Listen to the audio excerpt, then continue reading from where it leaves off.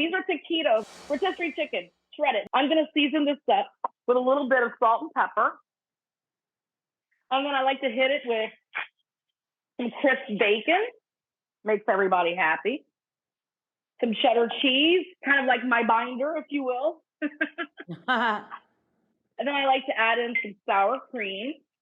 That kind of helps it stay nice and moist in there. Some scallions. And then that little teeny little tin of green chilies from your pantry. And just get in here. Nice. And you're going to mix this up as well. I've got some tortillas. And then you just get in here. You're going to fill it up. Are those 6-inch? Those look like 6 inchers or 8? Yeah.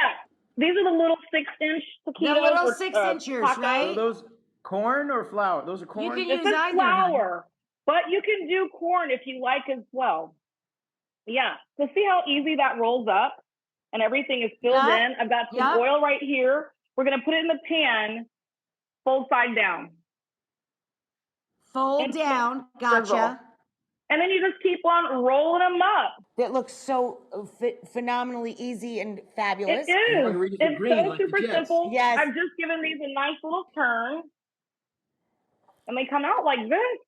Look at that. Wow!